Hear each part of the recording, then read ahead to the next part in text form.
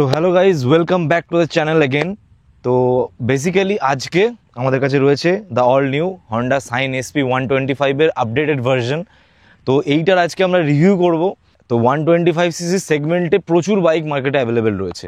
তো এই বাইকটাই কেন, সেই জিনিসগুলো আমরা আলোচনা করব। এই বাইকটাতে কী কী বেটার ফিচার্স রয়েছে, এই বাইকটা কি বেটার পারফর্ম করবে সেই সমস্ত বাইকগুলোর থেকে, সেগুলো আমরা দেখে নেবো। পর একটা রাইড রিভিউ দেবো, চালানোর পর আমার কি কি মনে হয়েছে, এক্সপিরিয়েন্স কেমন, সেগুলো যে বলবো, আমি শেয়ার করবো তোমাদের সাথে। এবং তার সাথে সাথে বাইকটা কাদের জন্য পারফেক্ট হবে, কাদের নেওয়া উচিত, কাদের জন্য পারফেক্ট হবে না, সেই সমস্ত জিনিসগুলো আমরা একসাথে আলোচনা করব আজকে। তো চলো, let's jump into the video. Okay, তো ফার্স্ট থিংস ফার্স্ট, আমরা চাবি দিয়ে শুরুয়াত করব। তো এখানে বেসিক হন্ডার দুটো চাবি এখানে প্রোভাইড করা হয়েছে। এই হচ্ছে বাইকের লুক। তো আমরা ফ্রন্ট প্রোফাইল থেকে যদি স্টার্ট করি, তাহলে আমরা দেখতে পাবো এখানে ফ্রন্টে 100/80 R18 এখানে অ্যালয় হুইলের সঙ্গে এখানে হুইল প্রোভাইড করা হয়েছে। এখানে ডিস্ক ব্রেক এখানে অপশানে রয়েছে। এই বাইকটার ড্রাম ভেরিয়েন্ট আছে, ডিস্ক ভেরিয়েন্ট আছে। তো ড্রাম ভেরিয়েন্টে কিন্তু এখানে ডিফারেন্স হচ্ছে, ড্রাম ভেরিয়েন্টে এখানে কিন্তু এই টিএফটি ডিসপ্লেটা আসে না, যেটা একটা মেজর আপগ্রেড এখানে হয়েছে। আর এটা আছে ডিস্ক ভেরিয়েন্ট। তো একে একে আমরা সব জিনিস কথা বলবো। এখানে নিফিনের ব্রেক ইউজ করা হয়েছে, টেলিস্কোপিক সাসপেনশন দেওয়া হয়নি এখানে। তো এখানে হন্ডার লোগো দেওয়া হয়েছে, এখানে প্লেসমেন্ট। যে স্টিকারিংগুলো করা হয়েছে সেগুলো অনেক বেশি মেজর ডিফারেন্ট এখানে স্টিকারিং করা হয়েছে, এবং দেখতে অনেকটা বেশি বাল্কি এবং অনেকটা ওয়াইডার লুক প্রোভাইড করে। এখানে এই যে ছোট্ট আপগ্রেডটা করা হয়েছে, এখানে এই ছোট্ট দুটো ভাইজারের জন্য কিন্তু সামনের থেকে বাইকটা দেখতে গেলে অনেকটা বেশি বাল্কি মনে হয়, অনেকটা বেশি বড় বাইকটা দেখতে লাগে আর কি। নেক্সট এখানে ব্রেক লিভার, এখানে প্যাডিং করা হয়েছে এখানে ফুটরেস্টের মধ্যে। পিছনের সাসপেনশন কিন্তু এখানে মনোশক সাসপেনশন ইউজ করা হয়নি এই পার্টিকুলার মড ভেরিয়েন্টটাতে। তো রিয়ার প্রোফাইলে এলে আমরা দেখতে পাবো এখানে কিন্তু এলইডি বেসে এখানে ব্যবহার করা হয়েছে টেল ল্যাম্প। তো টেল ল্যাম্পটা একটা সুন্দর এম শেপ এখানে ক্রিয়েট করছে। বাকি এখানে হ্যালোজিন বেসে ইন্ডিকেটার রয়েছে, এখানে রিফ্লেক্টার প্লেস করা হয়েছে, এখানে হন্ডার ব্যাজিং রয়েছে। যদি সিটের কথা বলি, সিটের কুশনিং ভালো এবং কতটা কমফোর্টেবল সেটা আমরা অবশ্যই চালাতে জানবো। তারপর এখানে আমরা যদি মিররে চলে আসি, এখানে একটা ওয়াইড এখানে মিররটা ব্যবহার করা হয়েছে হন্ডার তরফ থেকে। বাকি এখানে যদি আমরা সুইচ গিয়ার্সগুলো দেখে নিই, এখানে আমরা দেখতে পাবো এখানে পুরো ডিজিটাল এখানে আমরা টিএফটি ডিসপ্লে প্রোভাইড করেছে হন্ডা। তো সেটার সমস্ত টগল সুইচগুলো এখানে রয়েছে। বাকি এখানে ইন্ডিকেটার, টার্ন ইন্ডিকেটার সুইচ, এখানে রয়েছে হর্নের সুইচ, এখানে রয়েছে auto start on of, plus এখানে সেলফ স্টার্ট সুইচ রয়েছে।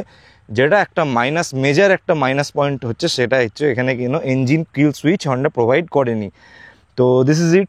এখানে হন্ডার ব্যাজিং রয়েছে, এখানে কি হোল রয়েছে, এখানে পুরো টিএফটি ডিসপ্লে। আমি তোমাদেরকে একবার চাবিটা অন করে দেখিয়ে দিই। তো এই হচ্ছে ডিসপ্লের কোয়ালিটি। ডিসপ্লেটা একটু বেটার করতে পারতো।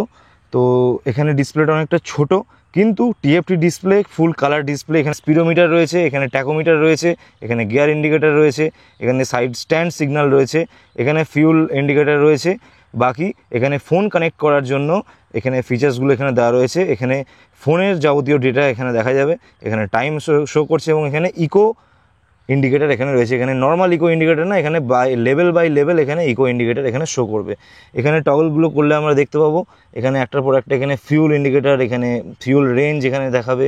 আমরা নিচের দিকে গেলে দেখতে পাবো ফিউল রেঞ্জ কি আছে। বাকি এখানে নিচের দিকে গেলে আমরা দেখতে পাবো এখানে ট্রিপ এ, ট্রিপ বি, এখানে ওডোমিটার, সমস্ত জিনিসপত্র এখানে অ্যাভেলেবেল রয়েছে। তো আমরা যদি হেডলাইটটা একবার দেখি, তাহলে আমরা এখানে দেখতে পাবো কিন্তু কমপ্লিটলি নিউ শেপ এখানে এলইডি হেডলাইট এখানে ব্যবহার করা হয়েছে। তো এখানে ইন্ডিকেটারগুলো হ্যালোজিন বেসে রয়েছে, এখানে new design, new look, complete new look এখানে ব্যবহার করা হয়েছে। এখানে তোমরা দেখতে পাবে এখানে হন্ডা একটা ছোট্ট জিনিস ইনপুট করেছে, সেটা হচ্ছে এখানে একদম কাছে গেলে দেখতে পাবে এখানে একটা চার্জারের পয়েন্ট এখানে প্রোভাইড করা হয়েছে, যেটা টাইপ সি। জুম করে দেখিয়ে দিই।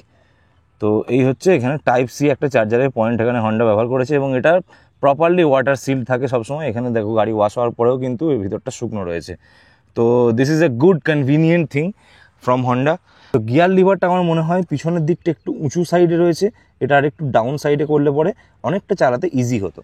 ইঞ্জিনের যদি কথায় আসি, এখানে হন্ডা একটা 125cc এয়ার কুলড ইঞ্জিন এখানে ব্যবহার করেছে উইথ 5 স্পিড গিয়ার বক্স, এবং এই পার্টিকুলার ইঞ্জিনটা প্রোভাইড করে 10.5 PS পাওয়ার এবং 10.5 নিউটন মিটার টর্ক। তো টপ স্পিডটা কতটা কী সেটা আমরা অবশ্যই চালানোর সময় বুঝতে পারবো। আচ্ছা, এদিকে অবভিয়াসলি সারি গার্ড এবং ফুট রেস্ট এখানে প্রোভাইড করা হচ্ছে। তো এটা কোম্পানি ফিটেড আসছে, এটা কোনো অ্যাক্সেসরি হিসেবে লাগানোর দরকার পড়বে না। এবং obviously side stand cut off sensor এখানে লাগানো রয়েছে, তোমরা দেখতে পাচ্ছ স্ট্যান্ড নামালে স্টার্ট অফ হয়ে যাবে। এখানে ডাবল স্ট্যান্ড অবভিয়াসলি রয়েছে। যেহেতু এটা একটা ডেলি বেসিস চালাবার জন্য এবং খুব কমফোর্টেবল এবং খুব প্র্যাকটিক্যাল বাইক, তো হন্ডা এখানে কিক স্টার্টটাকে এখনও বজায় রেখেছে। তো এই কিক স্টার্টটা খুবই দরকার এই ধরনের এই সেগমেন্টের বাইকের ক্ষেত্রে। তো that's good for Indian bikes. আমি বলবো ইন্ডিয়ান বাইকের ক্ষেত্রে 125 সিসি এই সেগমেন্টের ক্ষেত্রে আমি বলবো this is a good thing from Honda. তো এই হচ্ছে মোটামুটি বাইকের ওভারঅল ভিউ। তোমরা দেখতে পাচ্ছ হন্ডা সাইন এসপি 125-এর আপগ্রেডেড ভার্সন। তো চলো একবার এক্সস্ট সাউন্ডটা আমরা শুনে নিই, তারপর আমরা রাইড করবো বাইকটাকে।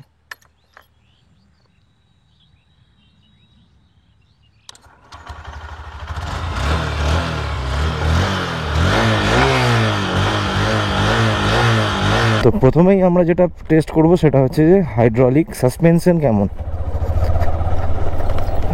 তো এখানে একটু ছোট্টখাট্টো একটুখানি অফরোডিং রয়েছে।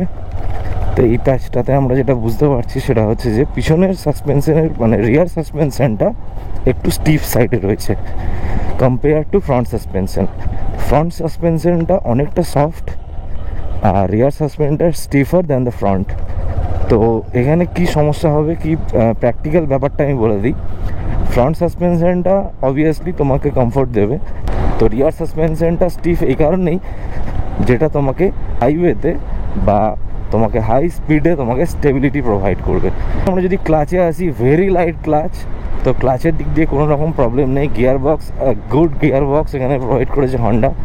আর একটা জিনিস যেটা আমার খটকা লাগছে একটুখানি, সেটা হচ্ছে যে এখানে পায়ে আমি যেটা দেখতে পাচ্ছি গিয়ারটা, পিছনের গিয়ারটা মানে আপশিফটটা একটুখানি উঁচু সাইডে রয়েছে, পিছনের দিকেরটা একটুখানি উঁচু সাইডে রয়েছে, একটুখানি নিচুর দিকে রাখলে পরে পাটা কমফোর্টেবলি রাখতে পারা যায়। তো এটা একটা ব্যাপার। আর একদম পুরো সিটের পজিশন খুব ভালো, বসার পোস্চার খুব ভালো আমরা দেখতে পাচ্ছি, রাইডিং পজিশন খুব সুন্দর, আপওয়ার্ডস একদম আপরাইটস বসা হচ্ছে। আর বাকি ফুট রেস্ট একদম গাড়ির মিডিলে রাখা হয়েছে, যার ফলে কোনো রকম আনকমফোর্টেবল ফিল হয় না একদমই। লং জার্নির ক্ষেত্রে এটা খুব কমফোর্টেবল ফিল করাবে তোমাকে। আর এই খারাপ রাস্তাগুলোতে গেলে বোঝা যাবে রিয়ার সাসপেনশনের স্টিফনেসটা একটুখানি। বাকি কমফর্ট ফুল দিয়ে রেখেছে, কোনো রকম কমফর্টে কোনো রকম কোনো কম্প্রোমাইজ এখানে করা হয়নি। ব্রেকিংয়ের যদি কথা বলি, এখানে তোমরা দেখতে পাচ্ছ রাস্তায় পিচ পড়ে রয়েছে, একদম পাথরের দানা পড়ে রয়েছে। এখানে যদি আমরা একটুখানি রেভ করে যদি একটুখানি ব্রেকিংয়ে যাই, তাহলে আমরা দেখতে পাবো এখানে কিন্তু ড্রাম ব্রেক পিছনে ইউজ করা হয়েছে এবং ফ্রন্টে রয়েছে ডিস্ক উইথ ক্যালিপার। তো এখানে আমরা একটুখানি রেভ করে ব্রেকিংটা আমরা টেস্ট করে নিই। পিছনের ব্রেকিংটা যদি আমরা দেখি, দিস ইজ গুড। অ্যাকচুয়ালি হন্ডার ব্রেকিং সিস্টেমের মধ্যে কম্বি ব্রেক আসছে। তো কম্বি ব্রেকের মাধ্যমে কি হয়, তুমি যখন রিয়ার ব্রেকটা টিপবে তখন কিন্তু অটোমেটিক্যালি ফ্রন্ট ব্রেকটা একসাথে দাববে। তো যার ফলে গাড়ি খুব স্মুথলি গাড়ি দাঁড়াবে এবং স্পিড কমতে থাকবে এবং পড়ে যাওয়ার সম্ভাবনা অনেক কম থাকে। পড়ে যাওয়ার কথাই মনে এলো, গাড়িটাতে কিন্তু এবিএস নেই। তো এবিএসটা বেসিক্যালি এমন একটা জিনিস যেটা এখন কম্পিটিশনের বাজারে দেওয়া উচিত। বাকি ফ্রন্ট ব্রেকের কথাটা একবার যদি আমরা বলে দিই, ফ্রন্ট ব্রেকটা বাহ খুব ভালো, ফ্রন্ট ডিস্ক ব্রেক। তো ডিস্ক ব্রেকের ফ্রন্টে আমরা দেখতে পাচ্ছি বাইট খুব ভালো এবং খুব সুন্দর বাইট এখানে রয়েছে। গাড়িটার মাইলেজের যদি কথা বলি, আমরা দেখতে পাচ্ছি এখন কারেন্টলি যেভাবে চলছে আমি 80 কিমি পার লিটার এখানে শো করছে, তোমরা দেখতে পাবে। তো 80 কিলোমিটার পার লিটার এখানে শো করছে অলরেডি, যেভাবে আমি চালাচ্ছি। এখানে ইকোতে কীভাবে চলছে তোমরা দেখতে পাবে, ডিসপ্লের মধ্যে তোমরা দেখতে পাচ্ছ। সিটের কুশনিং খুব ভালো, সিটের কমফোর্ট জবরদস্ত কমফোর্ট রয়েছে সিটের মধ্যে। একটা জিনিস একটুখানি খটকা লাগছে, এখানে সিটের এই জায়গাটা, এই পোর্শনটা একটুখানি চওড়া রয়েছে। এই জায়গাটা একটুখানি যদি ন্যারো হতো তাহলে কিন্তু আমার মনে হয় পাটা নিচে নামাতে একটু সুবিধা হতো। আমার হাইট 5 ফুট 11, যাদের হাইট 5 ফুট 4 বা তার নিচে তাদের ক্ষেত্রে একটুখানি অসুবিধা হতে পারে। 5 ফুট 4, 5 যাদের হাইট তাদের ক্ষেত্রে একটুখানি প্রবলেম্যাটিক হতে পারে। তবে আমি বলবো তুমি অবভিয়াসলি যদি তোমার মনে হয়, তুমি শোরুমে গিয়ে ফার্স্টে ট্রায়াল দাও, তারপর গিয়ে তুমি দেখো। কারণ আমার কথা ইনফ্লুয়েন্স হয়ে তুমি বাইকটা দেখলেই না, এটা নয়, এটা কখনোই না। বিভিন্ন জনের বিভিন্ন রকম পরিস্থিতি হতে পারে। তো আমার যেটা মনে হলো আমি সেটুকু বললাম। আচ্ছা, তো বাকি যদি গাড়ির ইঞ্জিন কোয়ালিটির যদি কথা বলি, হন্ডা সবসময় রিলায়েবিলিটি এবং স্মুথনেস এবং কমফোর্টের জন্য সব সময় হন্ডাকে আমরা জানি। তো কমফোর্ট জোন ফুল, রিলায়েবিলিটির কথা তো তোমাদেরকে চিন্তা করার কোনো প্রয়োজনই নেই। আর সব থেকে যেটা রিফাইন ইঞ্জিনেরা তৈরি করে, হন্ডা যে একদম smooth driving experience, smooth riding experience যেটা হন্ডা প্রোভাইড করে, সেটা আর কেউ পারে না। তো এই জিনিসটা তুমি ফুল অন পাবে। গিয়ার শিফট খুব ভালো, আপ শিফট ডাউন শিফট কোনো জায়গা থেকে ভালো মডিউল, গিয়ার মডিউলটা খুব ভালো ইউজ করা হয়েছে। এখানে কোনো রকম আপ শিফট বা ডাউন শিফটে কোনো রকম কোনো সমস্যা এখানে হয় না, আমি যতটা চালিয়ে বুঝতে পারছি। বাকি ককপিট ভিউটা খুব সুন্দর, কিন্তু একটাই কথা আমি বারবার বলছি, এখানে ডিসপ্লেটা একটু বেটার করতে পারতো, একটু বড় করতে পারতো, অথবা এটাকে ভার্টিক্যাল করে এখানে একটা পাশে অ্যানালগ ট্যাকোমিটার দিয়ে দিতে পারতো, যেটা দেখতে আরেকটু বেটার লাগতো। কিন্তু আমি বলবো এই প্রাইস রেঞ্জের ক্ষেত্রে এটা ঠিক রয়েছে।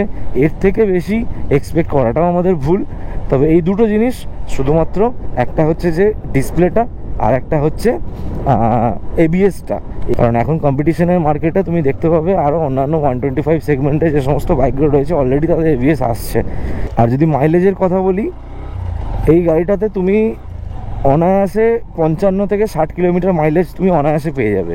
তো সেটা নিয়ে কোনো সমস্যা হবে না, মাইলেজ নিয়ে খুব একটা প্রবলেমেটিক ব্যাপারটা হবে না। এখানে 125 সিসির সঙ্গে যে পাওয়ার ডেলিভারি এটা দিচ্ছে, তাতে করে 55 to 60 kmpl তুমি মাইলেজ ইজিলি পেয়ে যাবে।